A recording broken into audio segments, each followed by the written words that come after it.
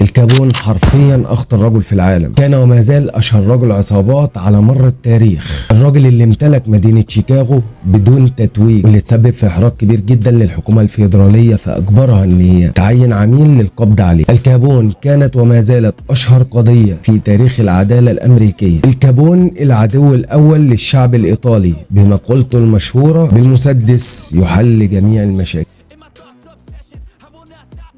الكابون من عائلة إيطالية، إيطاليين مهاجرين يعني. في سنة 1894 ميلاديا انتقلت عائلة الكابون من إيطاليا إلى نيويورك. في الوقت ده كان لسه الكابون ما اتولدش، ولكن اتولد في 1899 ميلاديا في مدينة بروكلين. كانت بتتكون عائلة الكابون من 6 إخوة رجال وبنتين فقط. كانت الأخوة الذكور كانت بتلعب دور كبير جدا في تكوين عصابات المافيا الإيطالية على وجه التحديد، لأن المافيا الإيطالية كانت عبارة عن عائلات وكانوا مرتبطين جدا بالعائلة. ودور إخوان الكابون كان كبير جدا في تكوين العصابة بالقوة والشهرة دي. ولكن كان في واحد من اخوات الكابون وهو الاخ الكبير بيسيب العائلة وبيتخلى عن اسم الكابون وبيكون ظابط، وحياة العصابات ما تنفعش معاه. وكان من صغر الكابون وهو مش طبيعي زي الاولاد اللي في سنه. كان من صغره هو بيكون عصابات صغيرة من الحي اللي هو عايش فيه، واللي معظمهم ايطاليين، وكانوا ما زال لحد دلوقتي في امريكا وفي واشنطن تحديدا. مشاكل ما بين الاحياء اللي بتسكن فيها العصابات زي دلوقتي كده. الموضوع متطور جدا ما بين عصابات احياء واشنطن اللي هم عبارة عن مغنيين راب، واللي بيطلعوا بيهاجموا بعض عن طريق الاغاني. كل واحد بيسب التاني وبيكون ليه طار عند التاني وعايز يقتله. واول ما واحد فيهم بينفذ عمليه القتل بيروح طالع عامل اغنيه طريقه القتل اللي هو قتل بيها اللي كان عايز يقتله، ويفضل يقول انا شدته من رجله وطلعته بره وكان عياله قدامه وقعد يستعطفني ويقول لي حرام عليك عشان خاطر عيالي، وبيعمل فيديو كليب بيمثل فيه فعلا الطريقه اللي قتلوا بيها. بجد بنشوف في امريكا حاجات غريبه. المهم بقى في حي مش بعيد عن الحي الايطالي اللي بيسكن فيه الكابون، وده الحي الايرلندي اللي فيه دايما عداوه ما بينهم هو والحي الايطالي، واللي لحد دلوقتي في مشاكل ما بين المافيا الايطاليه والمافيا الايرلنديه. يعني المشاكل اللي ما بينهم مش حديثه عهد، دي من ساعه ما ظهرت المافيا. المهم ان الاولاد اللي في الحي الايرلندي نزلوا على الحي الايطالي اللي فيه الكابون، وكان في 6 مسنه في الحي سرقوا منها الاولاد الايرلنديين لوح الغسيل بتاعها. فجه الكابون وقال لك لا احنا اتعلم علينا. لقوا من مين؟ من الولاد الايرلنديين دول. قال لك لا يلا هننزل عليه. جمع عصابته الصغيره وطلع على الحي الايرلندي في عقر دارهم، وهو كان زعيم العصابه. في طفل عنده 10 سنين يفكر بالشكل ده، وفعلا الكابون بيجيب لوح الغسيل وبيرجع بيه الحي عنده وبيبهى بلوح الغسيل ان هو جابه. ده كان موقف من مواقف الكابون وهو صغير، انه كان غير اي طفل في سنه. اولا كان قيادي،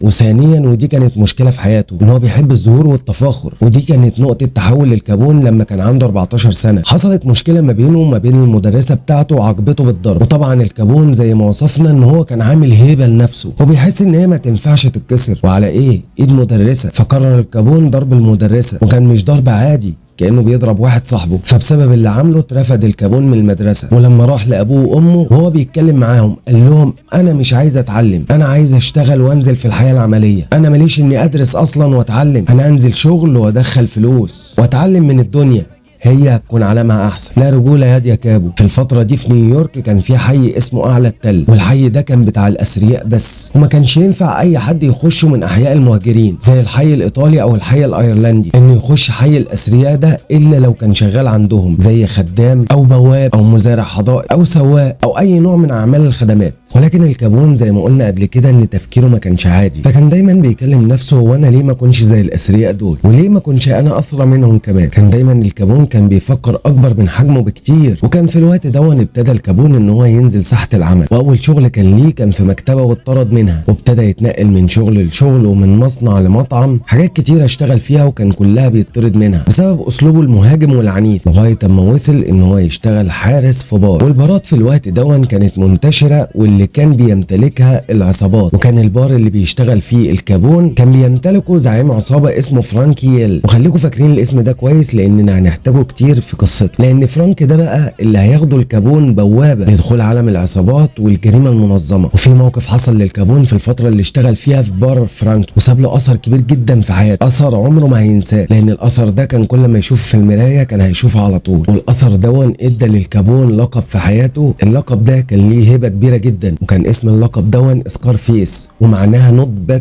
الوجه. كان في علامتين على وجه الكابون على جنبه الشمال. اوبا، ده حد معلم عليه ومديله 111 في وشه وقعد تقول لنا ده جامد ومفيش منه اتنين؟ ده ربنا يستر بقى وما يكونش واخد ال 111 دي في منطقه تانية. طيب خلينا نشوف الموقف ايه. الموقف اللي عمله الكابون عشان ياخد ال 111 دي ان كان في بنت جميله في البار اللي هو كان شغال فيه، والكابون اتحرش بيها تحرش لفظي، بس اللفظ كان تقيل شويه. والمصيبه الاكبر اللي هو قاله بصوت عالي، والبنت الجميله دي كان معاها اخوها في البار. قام اول ما سمع اللفظ وحصل ما بينهم خناقه كانت جامده جدا، والشاب اللي كان بيتخانق مع الكابون اللي هو اخو البنت كان معاه مطوه، فدى الكابون في وشه 111، واحده في رقبته واتنين على خده زي ما انتم شايفين كده. وهنا بقى كان خد الكابون علامه التحول. كان العلامتين اللي عند الكابون على خده الشمال كانوا بيسببوا له احراج جامد جدا كل ما يتسال عليهم، وكان دايما بيرد عليهم ان هو خدهم في الحرب وهو بيحارب يعني عديها. وكان دايما بقى لما بيجي يتصور كان بيتصور من الجنب اليمين علشان ما يبينش ال 111 اللي اديت له لقب سكارفيس. وبالمناسبه بقى كان الكابون بيكره اللقب ده جدا وما كانش بيحبه، وطلع الكابون من بار فرانك وانضم لعصابه جوني توريو اللي هيكون بمثابه المعلم لالكوبان، واللي فعلا هيدخله عالم الجريمه المنظمه وهيعلموا اصولها وهيفضلوا مع بعض لحد ما عصابتهم تكبر وتشير اكتر، لحد ما بيورث الكابون جوني توريو ويكون خليفته، ولكن الكابون هيعلى اكتر. ابتدى الكابون في عملياته الاجراميه على صغير اول ما انضم لجوني، لحد ما بيطور الكابون نفسه في استخدام الاسلحه، لان العصابات المنظمه بتكون زي الجيش ليها تدريبات ومهارات لازم تكون فيه علشان تكون في عصابه منظمه. وابتدى بقى الكابون ان هو يتوسع اكتر في عالم الجريمه ويعمل عمليات كبيره لحد ما بيقابل الكابون نصه التاني. الكابون حب بنت اسمها مي كوغلين، وعمره في الوقت ده كان 19 سنه، فبيقرر الكابون ان هو يتجوزها. وهنا المفاجاه بقى ان مي اوغلين دي من اصول ايرلنديه، واحنا عارفين العداوه اللي ما بينهم، ولكن الحب ما بيفرقش يا صديق. وبالفعل بيتجوز الكابون من مي كوغلين، وبعد الجواز بفتره مش كبيره بيخلف الكابون ابنه الاول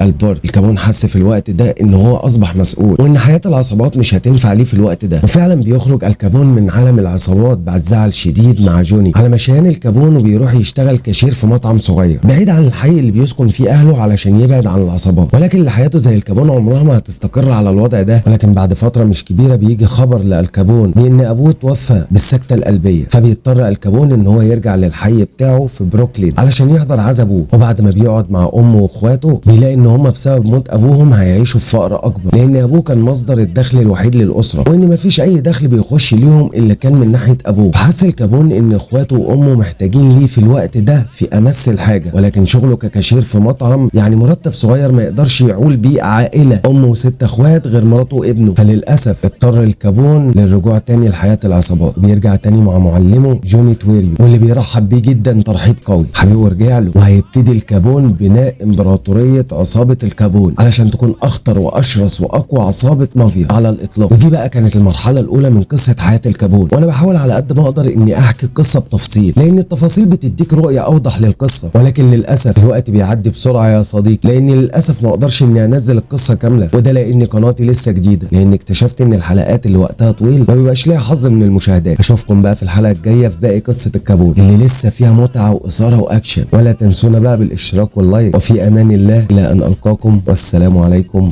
ورحمه الله وبركاته. عدادي قفلت والدنيا مشبره، بصوب واصيب صح والدنيا مكبره، بصدق احساسي وببلوك شوشره، فكرتي جوهره، المنجم بيطلع افكار